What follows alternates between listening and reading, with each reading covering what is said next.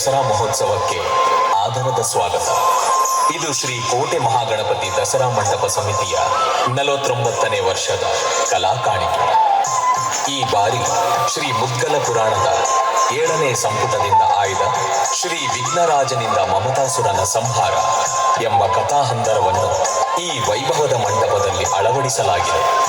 ಮಾತೆ ಪಾರ್ವತಿಯ ನಗು ಮತ್ತು ಮಮತೆಯಿಂದ ಸೃಷ್ಟಿಯಾದ ಮಮನು ರಾಕ್ಷಸ ಗುರು ಶಂಭರಾಸುರರ ಶಿಷ್ಯನಾಗಿ ಅವರ ಆಜ್ಞೆಯಂತೆ ಮಮತಾಸುರ ಎಂಬ ನಾಮಲಿಖಿತವನ್ನು ಪಡೆದುಕೊಂಡು ಅಮರತ್ವವನ್ನು ಪಡೆದುಕೊಳ್ಳಲು ಮಾತೆ ಪಾರ್ವತಿಯನ್ನು ಒಲಿದು ಲೋಕಕಂಟಕನಾಗಿ ಮೆರೆಯುತ್ತಾನೆ.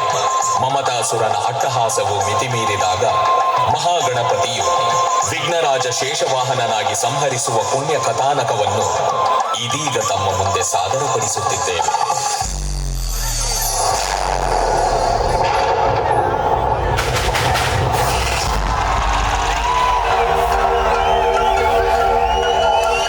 ಓಂ ಜಗನ್ಮಾತೆಯೇ ನಮಃ. ಓಂ ಪಾರ್ವತಿಯೇ ನಮಃ. ಓಂ ಅಂಬಿಕೆಯೇ ನಮಃ. ಓಂ ಜಗನ್ಮಾತೆಯೇ ನಮಃ. ಓಂ ಪಾರ್ವತಿಯೇ ನಮಃ. ಓಂ ಅಂಬಿಕೆಯೇ ನಮಃ.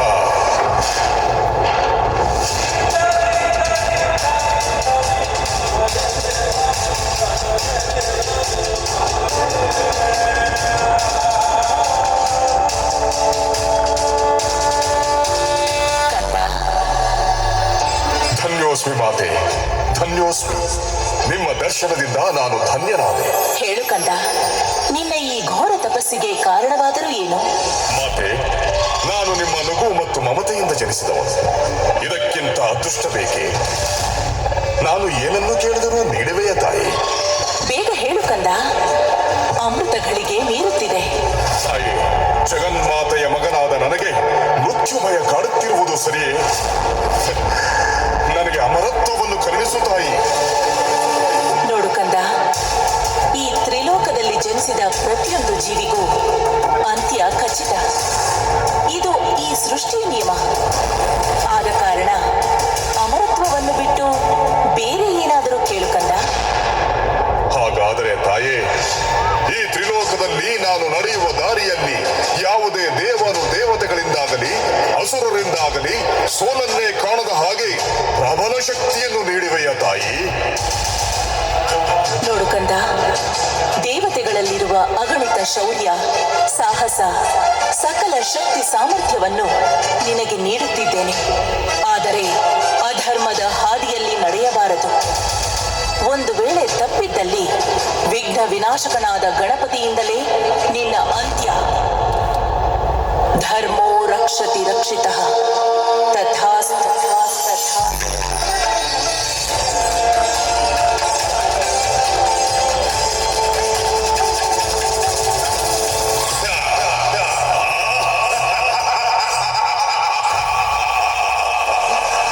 ತಾಯಿ ಜಗನ್ಮಾತೆಯ ಮಗನಾದ ಮಮತಾಸುರ,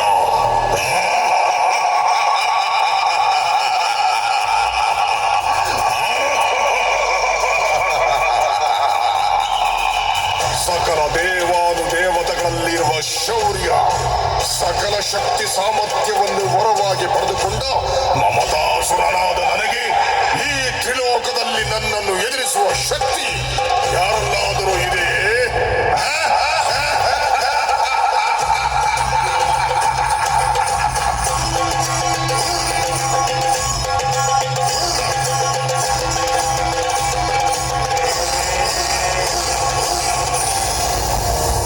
ರಾಕ್ಷಸ ಗುರು ಶಂಭಾಸುರರೇ, ನಿಮ್ಮ ಆಜ್ಞೆಯಂತೆ ತಾಯಿ ಜಗನ್ಮಾತೆಯನ್ನು ಒಲಿಸಿ ತ್ರಿಲೋಕದಲ್ಲೇ ತ್ರಿವಿಕ್ರಮನಾಗಿರುವೆ.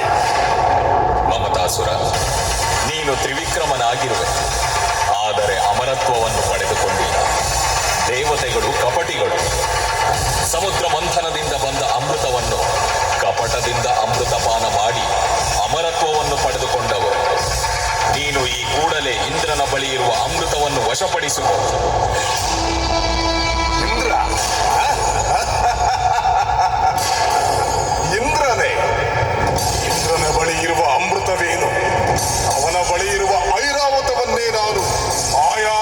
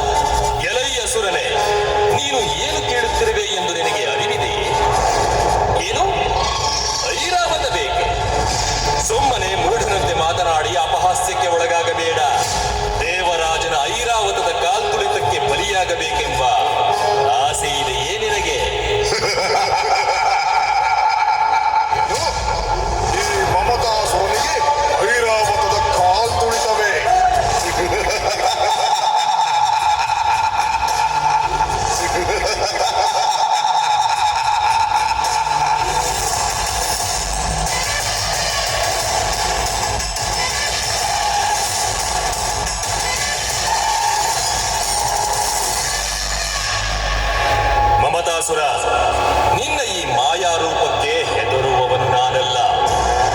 ಇದೋ ಎದುರಿಸು ನನ್ನ ಈ ವಜ್ರಾಯುಧದ ಪ್ರಹಾರವನ್ನು.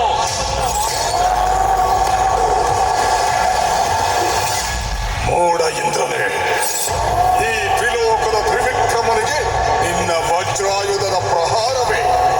ಅಂತಹ ಸಾಮರ್ಥ್ಯ ನಿನ್ನಲ್ಲಿದ್ದರೆ ನಿಲ್ಲು ನನ್ನೊಂದಿಗೆ ಯುದ್ಧಕ್ಕೆ.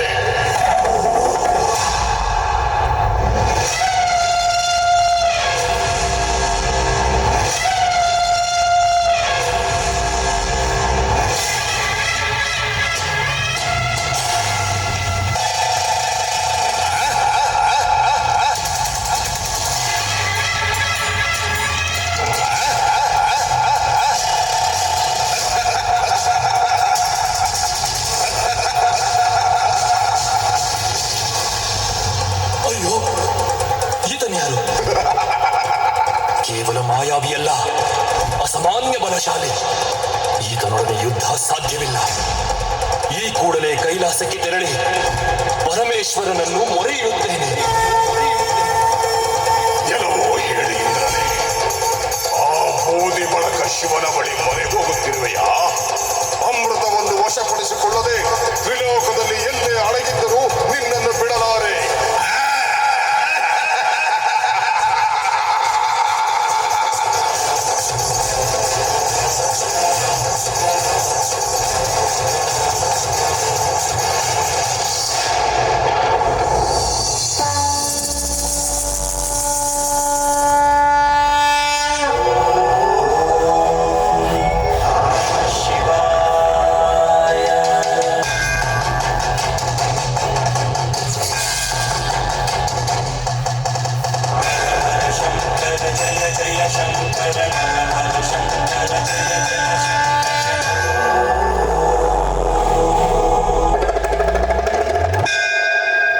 ಪರಮೇಶ್ವರ, ಜಗದ್ರಕ್ಷಕ, ತ್ರಾಹಿ ಮಾಂ, ತ್ರಾಹಿ ಮಾಂ, ತ್ರಾಹಿ ಮಾಂ.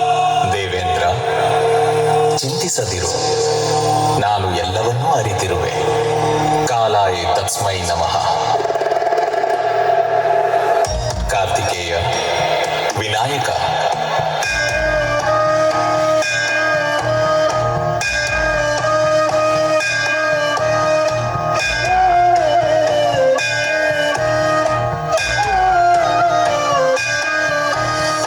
ಕಪಟದಿಂದ ಮಮತಾಸುರನು ದೇವಿ ಪಾರ್ವತಿಯ ಮಮತೆಯನ್ನು ಒಲಿಸಿ ತ್ರಿಲೋಕದಲ್ಲಿ ಅಟ್ಟಹಾಸದಿಂದ ಮೆರೆಯುತ್ತಿದ್ದಾನೆ.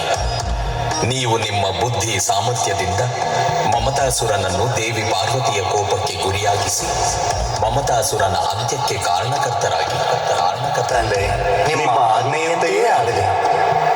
ಅತಿ ಸರ್ವತ್ರ ವರ್ಜಯೇ.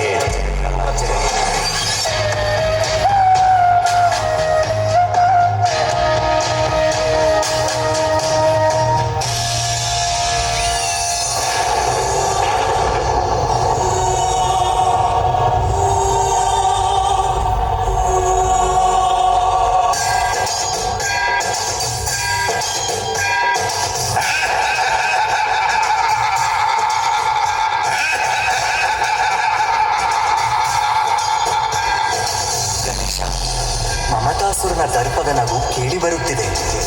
ಇತ್ತ ಕಡೆ ಅವನು ಆಗಮಿಸುತ್ತಿದ್ದಾನೆ. ಉಪಾಯದಿಂದ ಅವನನ್ನು ಇಲ್ಲಿಯೇ ತಡೆಯೋಣ. ಸಹೋದರ ಕಾರ್ತಿಕೇಯ, ನಾವು ಮಮತಾಸುರನನ್ನು ವಿನಾಕಾರಣ ಯುದ್ಧಕ್ಕೆ ಆಹ್ವಾನಿಸಿ ಅವನನ್ನು ತಾಯಿಯ ಕ್ರೋಧಕ್ಕೆ ಸಿಲುಕಿಸೋಣ. ಎಷ್ಟಾದರೂ ನಾವು ಕೂಡ ಆ ತಾಯಿಯ ಮಕ್ಕಳಲ್ಲವೇ? ಈ ಸಮಸ್ಯೆಗೆ ನಮ್ಮಿಂದಲೇ ಪರಿಹಾರವಾಗಬೇಕು.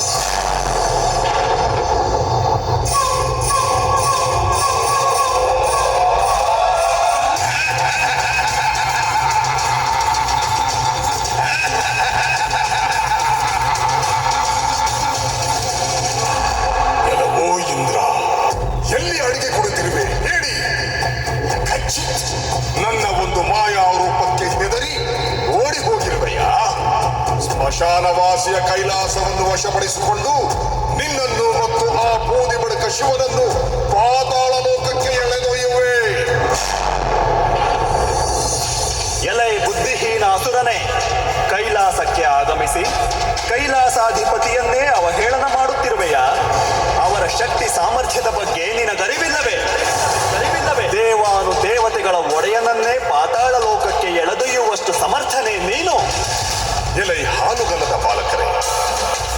ಮಾಯಾವಿ ಶಕ್ತಿಯನ್ನು ಅರಿಯದೆ ಹೀಗೆ ಮಾತನಾಡುತ್ತಿರುವಿರಾ?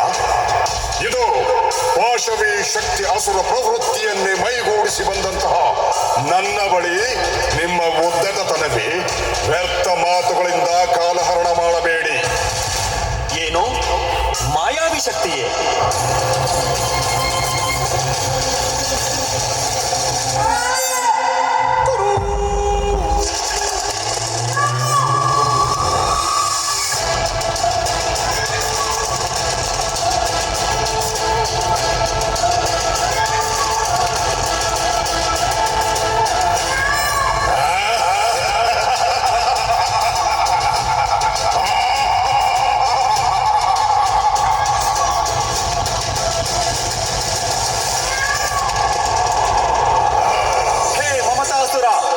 ನಿನ್ನ ಕಪಟ ಮಾಯಾವಿ ಶಕ್ತಿಯಿಂದ ಇಂದ್ರಲೋಕವನ್ನು ವಶಪಡಿಸಿಕೊಂಡ ಹಾಗೆ ಈ ಕೈಲಾಸವನ್ನು ವಶಪಡಿಸಿಕೊಳ್ಳುವುದು ಅಸಾಧ್ಯದ ಮಾತು.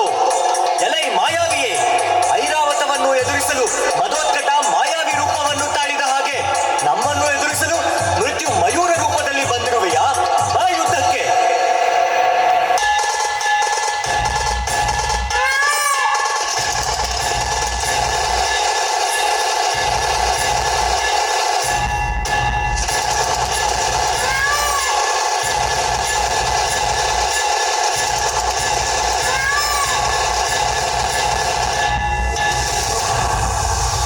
ಆಶ್ಚರ್ಯ, ಈ ಬಾಲಕರು ಸಾಮಾನ್ಯರಲ್ಲ.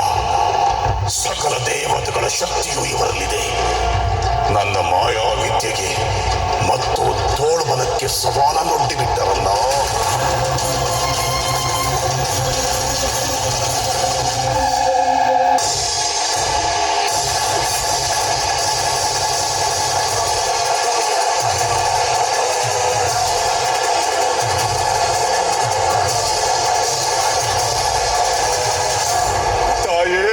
ಜಗಜ್ಜನನಿ, ರಕ್ಷಿಸು ತಾಯೇ, ರಕ್ಷಿಸು.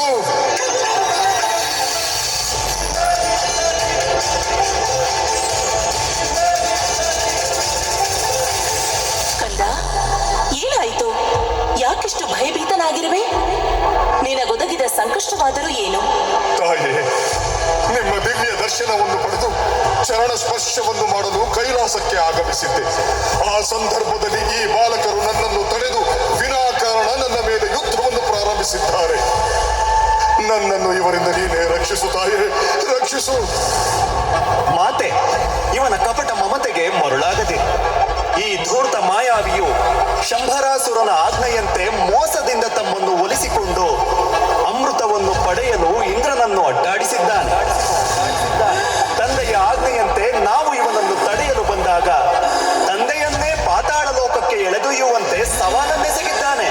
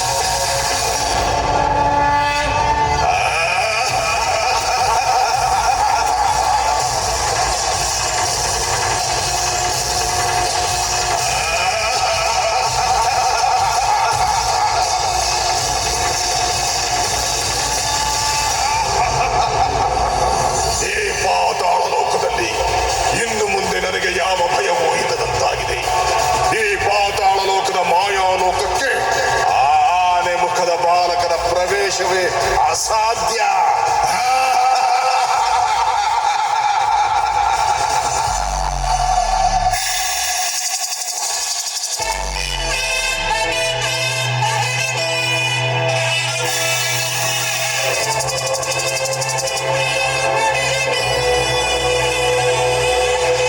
ಆದಿಪೂಜಿತ ವಿನಾಯಕ, ಮಾಯಾವಿ ಮಮತಾಸುರನು ಪಾತಾಳದಲ್ಲಿ ಅವಿತುಕೊಂಡಿರುವನು.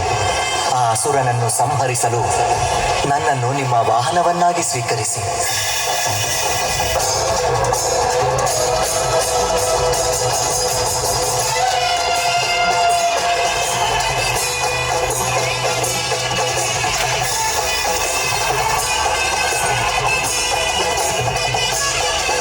ಕೆಲವು ಅಸುರ ಮಮತಾಸುರನೇ, ಪಾತಾಳ ಲೋಕದಲ್ಲಿ ಅವಿತುಕೊಂಡಿರುವೆಯಾ?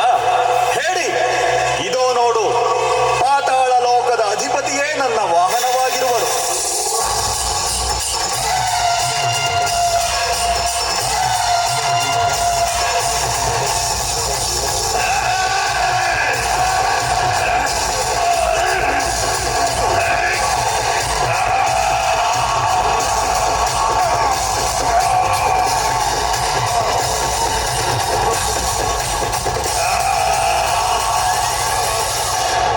ಮಮಕಾರಮಯೋ ದೈತ್ಯ ಮರಣಂ ತವ ಸಂನಿಹಿತಂ ಮಧ್ವಚನ ಶರೈರ್ವಿದ್ದಃ ಪಾತಾಳ ಧ್ವಂಸಿತೋಸಿ ಯತಃ.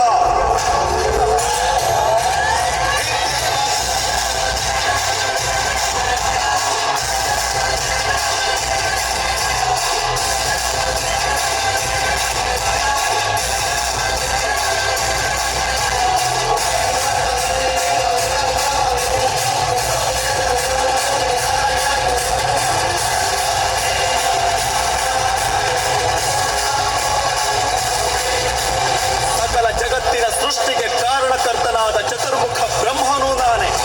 ಶಂಖ ಚಕ್ರ ಗದಾ ಪದ್ಮವನ್ನು ಹಿಡಿದು ದಶಾವತಾರದಿಂದ ದುಷ್ಟ ದೈತ್ಯರನ್ನು ಸಂಹರಿಸಿದ ಮಹಾವಿಷ್ಣುವೂ ನಾನೇ. ತ್ರಿಶೂಲದಿಂದ ದುಷ್ಟ ದಾನವ ತ್ರಿಪುರಾಸುರನನ್ನು ಸಂಹರಿಸಿದ ರುದ್ರನೂ ನಾನೇ. ನಿರ್ವಾತನೂ ನಾನೇ. ಪಂಚಭೂತಾತ್ಮಿಕ ಷಡ್ವರ್ಗ ಪಾಲಕನೂ ನಾನೇ. ಸಪ್ತ ಸಾಗರವೂ ಅಷ್ಟ ಸಿದ್ಧಿಯೂ ನಾನೇ. ಆದಿಯೂ ನಾನೇ, ಅಂತ್ಯವೂ ನಾನೇ.